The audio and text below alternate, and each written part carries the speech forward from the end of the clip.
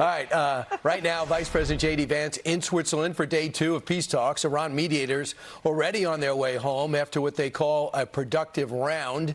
GOP Senator, U.S. Army combat veteran Dave McCormick sits on the Senate Foreign Relations Committee and joins us now. Senator, what do you hear came out of day 1? Well, just early steps. I mean, the bottom line here is that we wouldn't be at the negotiating table if we hadn't made huge progress in taking out drones. So the president's done a great step forward by reducing their nuclear capability and doing all he's done. Now, this 60 days, we got to make sure the preconditions that he laid out are satisfied, which number one, the Strait has to be open with no controls by Iran.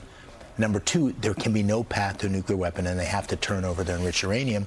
And 3, and this is the part that I think will be tricky, is we have to make sure there's only pay for performance. In other words, they can't get the sanctions relief that's contemplated in the MOU until they actually take tangible steps.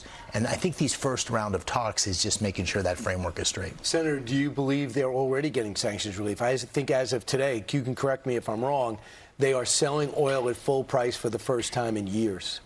Yeah, listen, it's a little hard to tell, to be honest with you. When you read the MOU, particularly paragraphs 10 and 11, it's not entirely clear to me. The president said, and JD said, Vice President said just as recently as yesterday, that they're not going to get the relief until they take the tangible steps. So we'll have to see. I mean, because what you're talking about is they write in this 14-point, the Islamic Republic of Iran will conduct dialogue with Oman to define future administration and maritime fees and services. Can't happen. Come on, that will reorganize all of international waters. Right. The Strait of Hormuz has to be open, and it can have no controls. It's international waters. If tomorrow they start charging fees and we decide we want to take it back, have you seen, because you're a military guy, West Point grad, have you seen a military plan that would be effective to open it and us take control of it? Well, you know, we'd already made a lot of progress at opening it prior to even the MOU being signed. As recently as yesterday, I was told 55 ships had gone through. So I think we're building a capability there where we're going to be able to keep the Strait open.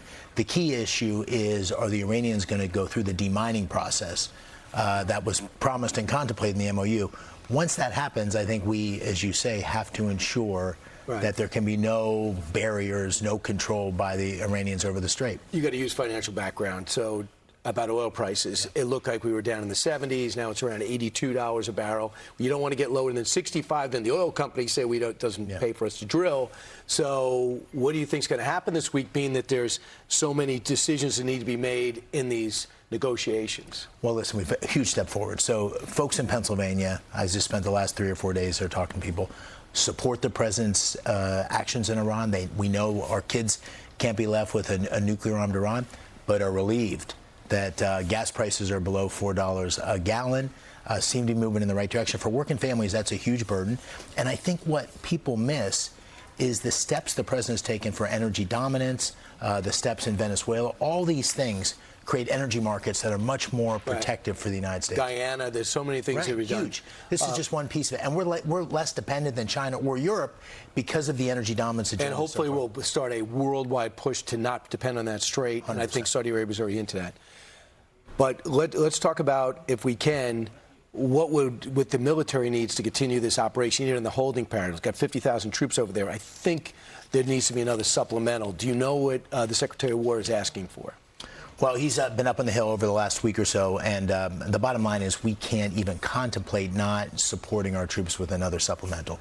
We are now in a position where we've got to have the capability in the Middle East. We've got to keep the capability in the Pacific. 80 million, is it? Well, that was one of the discussions they're having. So I think it's a little too early to tell what the number is going to be, but it's absolutely necessary we have a supplemental. And if we need to do a reconciliation package, because the Democrats resist it, which they could do. They've been obstructing the basic fundamental things like paying Border Patrol, paying our military.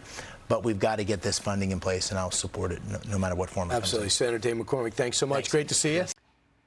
Be sure to like and subscribe for all the Fox News latest on YouTube, and catch full shows streaming now on Fox One.